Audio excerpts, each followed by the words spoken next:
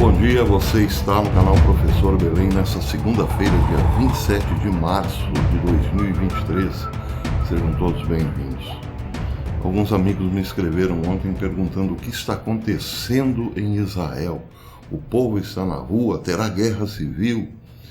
Bem, para tentar explicar rapidamente aos amigos o que acontece em Israel, é preciso começar, evidentemente, pela forma de governo. Israel é um parlamento, um regime parlamentarista, e o primeiro-ministro governa se tiver a maioria no parlamento, ou no Knesset, que é o parlamento israelense, ou seja, 50% mais um, ou 50% das cadeiras mais uma.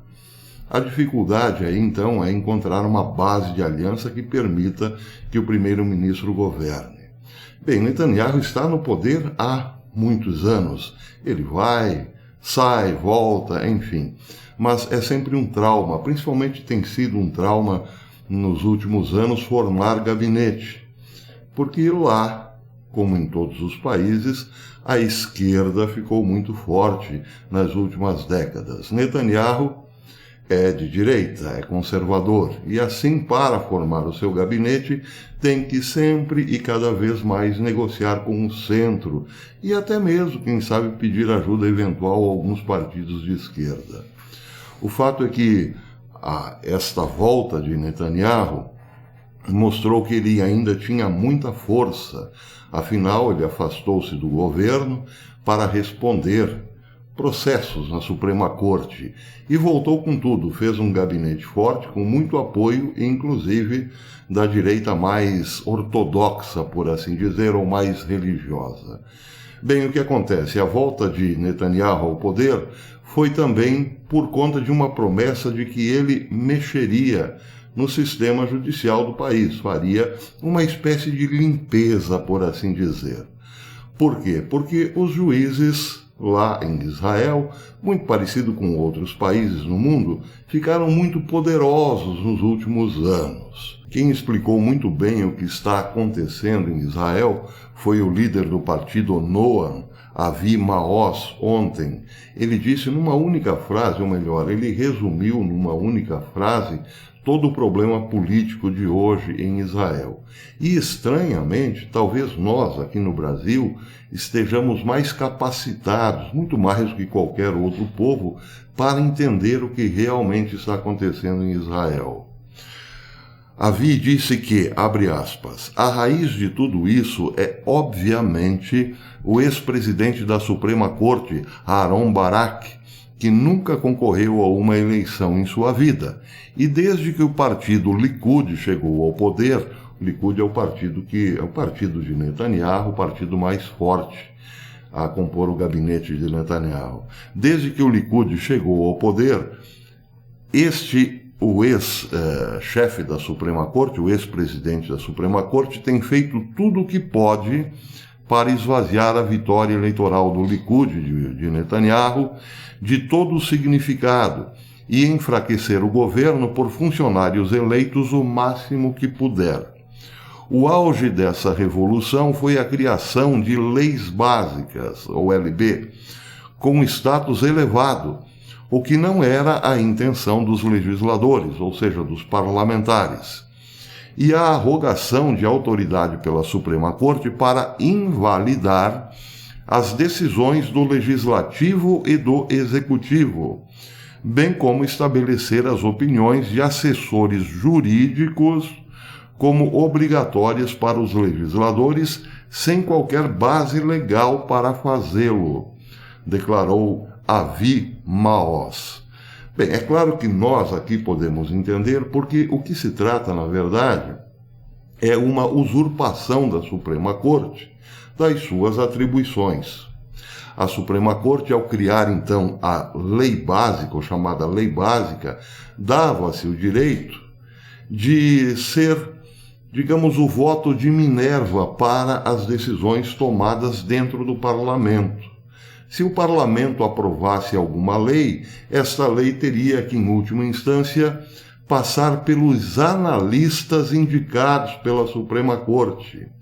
Uma vez que a Suprema Corte, então, desse o sim ou o não, a lei poderia existir ou não existir, por exemplo. É claro que isso levou, evidentemente, o partido Likud, o mais forte do governo, a se rebelar contra, mas Netanyahu, como disse, já tinha planos para esta reforma judicial. Acontece que isso não ganhou apoio popular. Antes, Netanyahu passou a ser pintado pela grande mídia com cores muito ruins. Claro, ele foi demonizado pela grande mídia, que não quer que ninguém mexa nessa estrutura de poder, onde a Suprema Corte, na verdade, é quem dita as regras. E aí, muitos analistas dizem que a Suprema Corte lá de Israel está seguindo a cartilha dos globalistas para implantar a Agenda 2030 da ONU. Por isso é importante que os juízes, sim, é que comandem o país. Então, Netanyahu mexeu, evidentemente, num grande formigueiro, ou num grande vespeiro, como se diz por aqui. Só que, sem apoio da mídia, viu o povo ir para a rua contra ele próprio, ao invés de ver o povo apoiando a sua decisão de peitar também, como se diz por aqui, a Suprema Corte. Acontece que o povo entendeu que, uma vez que Netanyahu reduza o poder da Suprema Corte, ele esmague a democracia e se torne um tirano, um ditador de Israel e nunca mais saia do poder. Então, essa é a treta. Na verdade, é um mal-entendido.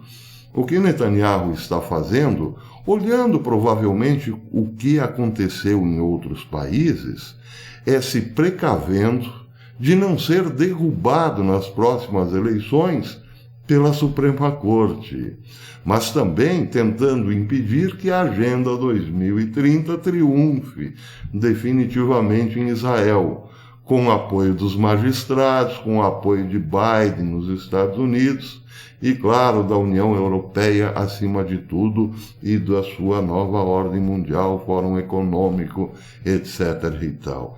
É uma briga pelo poder, claro. Bem, a briga esquentou muito porque Netanyahu teve que demitir o ministro da Defesa, Yoav Gallant, que queria que Netanyahu congelasse essa ideia de mexer com a Suprema Corte. Ele, como representante das Forças Armadas, via com preocupação esta bronca interna.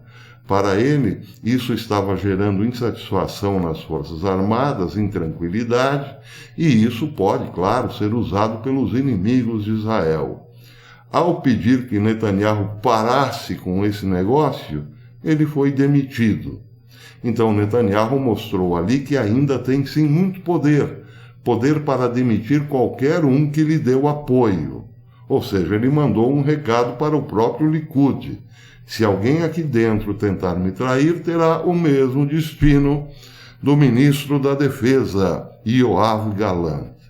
Bem, muitos analistas dizem que isso não se sustentará por muito tempo, porque ficou o rancor em parte das Forças Armadas. Outros dizem que não, que o lado bom das Forças Armadas está ainda mais fechado com Netanyahu depois da treta com o ministro da Defesa. Quem está com a razão? Bem, isso só o tempo dirá. Mas não será um longo tempo, não. Será um tempinho, certamente. Eu vou acompanhar aqui a situação de Israel porque realmente a coisa lá está muito séria. Agora, o irônico dessa história toda, vamos comparar a um outro país, por exemplo, da América do Sul.